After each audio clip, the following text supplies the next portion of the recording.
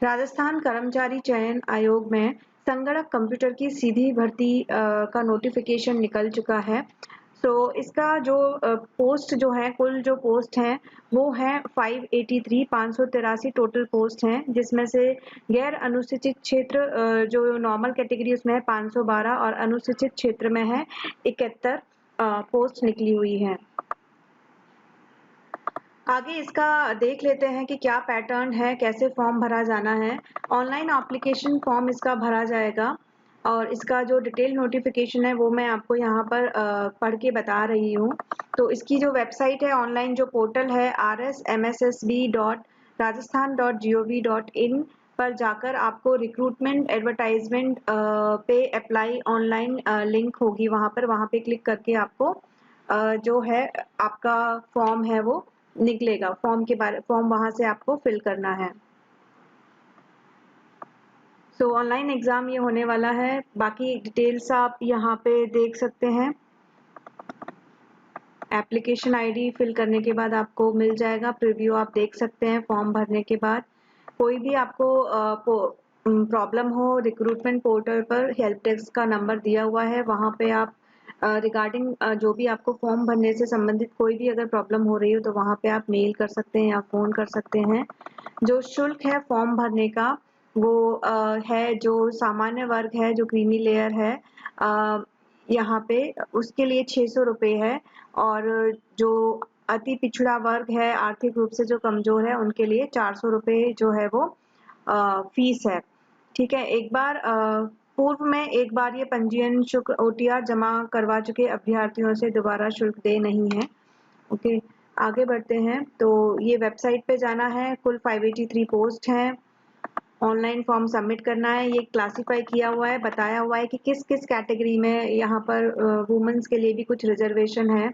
Okay, तो ये category wise post दी हुई है।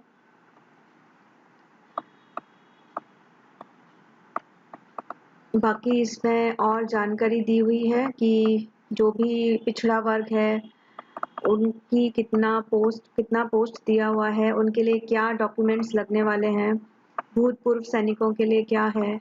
ओके, हम सीधा आते हैं एजुकेशनल क्वालिफिकेशन पे कि क्या रिक्वायरमेंट है। ये जो भी गेम्स में है उनके लिए कुछ जो पोस्ट हैं वो रहती हैं रिजर्व।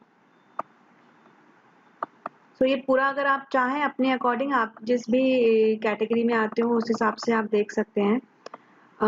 इसको नोटिफिकेशन को और डिटेल में पढ़ सकते हैं। जो शैक्षणिक योग्यता है, एजुकेशनल क्वालिफिकेशन है, इसमें या तो आपको एक किसी भी विश्वविद्यालय से गणित या सांख्यिकी, मैथ्स या फिर स्टैटिस्टिक्स या फिर अर्थशास्त्र में कम से कम किसी भी इनमें से एक में स्नातक उपाधि हो, ग्रेजुएशन हो, या फिर जो सांख्यिकी संस्थान कोलकाता का है उसका पार्ट 1 ABC वो आपके पास प्रमाण पत्र हो तो भी चलेगा। तथा किसी भी 2 है इसमें, है ना, इलेक्ट्रॉनिक्स विभाग जो दूसरा है उसमें एक्चुअली में काफी सारे हैं। तो कुल मिला के उसका कहने का मतलब ये है कि आपके पास कोई भी इनमें से किसी भी द्वारा एक कंप्यूटर का कोई एक प्रमाण पत्र होना चाहिए कि आपको ये इतना कंप्यूटर आता है। ओके, तो ये सब या देके लिखे हुए हैं, तो आपका इनमें से जो भी फुलफिल होता है उस हिसाब से आप चेक कर सकते हैं। आगे है अन्य योग्यताएं, ये स्वास्थ्य को लेकर है, हेल्थ को लेकर है। राष्ट्रीयता आपको पता ही है। एक आयु का है कि आवेदक 1 जनवरी 2024 को 18 वर्ष की, मतलब 18 वर्ष मिनिमम है और 40 से ज़्यादा नहीं होना चाहिए।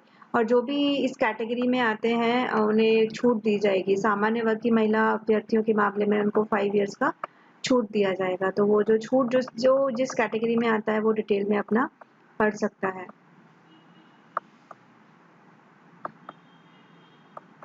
आगे आते हैं कि कब फॉर्म शुरू हो रहे हैं। हाँ, तो जो पंजीयन शुल्क जमा कराने एवं ऑनलाइन जो पत्र भरने की जो तारीख है, ओके, तो ये है 12 जुलाई। आज है 10 जुलाई। 12 जुलाई से चालू होने वाला है। 10 अगस्त तक रात को ये 12 बजे तक जमा करा सकते हैं। ठीक है, और बोर्ड की वेबसाइट पर ही भरे जा सकते हैं, ऑनलाइन ही भरा जाना है। ओके, अंतिम डेट का वेट नहीं करना है। 12 तारीख है तो मैं तो कहती हूँ 12 को ही भर दीजिए, जिनका भी टारगेट है कि हमें इस बार संगणक क्लियर करना है।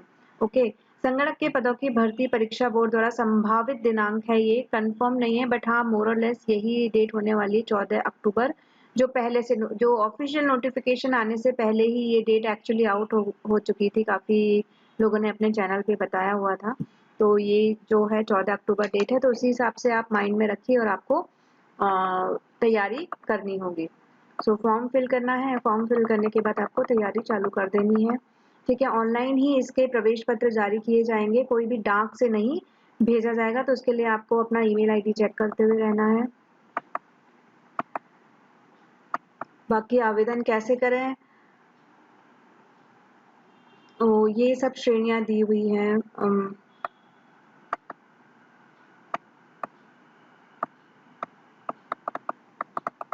ये वेबसाइट दी हुई है जो मैंने आपको पहले ही बता दी थी, और इसमें फोटोग्राफ लगेगा, आपका हस्ताक्षर जो है वो स्कैन किए हुए लगाने हैं। तो अगर वो स्पष्ट नहीं होंगे, क्लियर नहीं होंगे आपके फोटो और सिग्नेचर जो है, तो फोटो आप वो जो फॉर्म है वो आपका एक्सेप्ट नहीं होगा, पुराना फोटो नहीं लगाना है। ठीक है, हल्के रंग की जनरली वाइट बैकग्राउंड में ही फोटोग्राफ जो क्लिक की हुई हो आप उसी को अपलोड करें तो बेहतर है। ठीक है, फेस जो है वो कम से कम 50% का जो है वो आना चाहिए, दिखना चाहिए।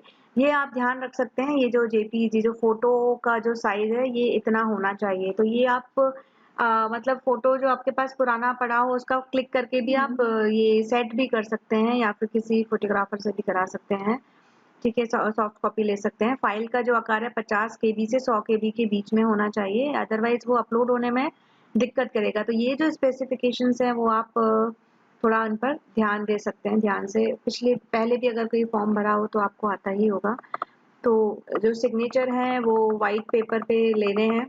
ठीक है, एक आयताकार बॉक्स के भीतर काले या गहरे नीले रंग के पेन से आपको सिग्नेचर करके फिर उसका फोटो लेकर आपको ये जो स्पेसिफिकेशंस दिए हुए हैं जेपीईजी फॉर्मेट होना चाहिए। 50 केबी से जो सिग्नेचर है वो 20 से 50 केबी तक ही होना चाहिए। जो फोटो है that can be 50 to 100। Okay, तो ये आपको कुछ अपलोडिंग से रिलेटेड इंफॉर्मेशन जो दिया हुआ है, जो आप फिर से एक बार जब आप फॉर्म भरेंगे तब आप ये खोल सकते हैं। ओके, ये कुछ 100 रुपये इसका शुल्क है। ओके, प्रश्न पत्र की उत्तर कुंजी बोर्ड की वेबसाइट पर अपलोड की जाकर आपत्ति आमंत्रित। अच्छा, आपको अगर कोई आंसर से रिलेटेड कोई प्रॉब्लम हो तो उसके लिए आपको यू हैव टू पे 100 रुपीज़। ठीक है, तो आगे जाति प्रमाण पत्र जिन्हें भी लगता है वो अपना लगा देंगे। ये आर्थिक रूप से कमजोर वर्ग के लिए कुछ जानकारी है, जो नेत्रहीन लोग हैं उनके लिए है। ओके, आगे बढ़ते हैं सिलेबस की ओर, जो बहुत ही इम्पोर्टेंट पार्ट है। ठीक है, तो सबसे जो नोटिफिकेशन पे आपका महत्वपूर्ण बात क्या है कि 12 जुलाई से फॉर्म भरने चालू हो जाएंगे, आपको फॉर्म भर देना है। टोटल 583 पोस्ट है। ओके, और बाकी फोटो वगैरह कैसे क्या अपलोड करना है वो आप देख लेंगे। तो यहाँ पे आ जाते हैं अभी हम सब्जेक्ट जो सिलेबस है उसकी ओर। तो जो नंबर ऑफ क्वेश्चंस हैं टोटल होंगे 100। 30 क्वेश्चंस होंगे पार्ट ए और पार्ट बी। पार्ट ए में होगा जीके, जिसमें से 30 क्वेश्चंस होंगे, 30 मार्क्स के होंगे, यानी हर एक क्वेश्चन 1 नंबर का होगा। दूसरा पार्ट है statistics, economics and mathematics. 70 questions आएंगे। टोटल जो आपको टाइम मिलेगा वो मिलेगा 2 घंटे का। सभी मल्टीपल चॉइस यानी ऑब्जेक्टिव क्वेश्चन होंगे, इक्वल मार्क्स के होंगे, यानी कि 100 क्वेश्चन है, 100 नंबर का आपका पेपर होने वाला है। नेगेटिव मार्किंग रहेगी, 1/3 नेगेटिव मार्किंग रहेगी। ओके, सो मिनिमम क्वालिफाइंग जो मार्क्स है वो 40% है। मिनिमम तो 40 लाना ही है, अगर उसके नीचे आए तो आप वैसे ही आउट हैं एग्जाम से। ओके, और the standard of the paper will be that of A bachelors degree level. तो ग्रेजुएशन, क्योंकि इसने मिनिमम जो क्वालिफिकेशन मांगा है वो बैचलर डिग्री मांगा है मैथ्स, इकोनॉमिक्स या फिर स्टैटिस्टिक्स में, और साथ में कंप्यूटर का आपके एक सर्टिफिकेट या फिर कोई डिप्लोमा भी मांगा है। तो इसलिए जो लेवल होगा, डिफिकल्टी लेवल जो होगा क्वेश्चंस का, वो बैचलर्स डिग्री का लेवल होगा।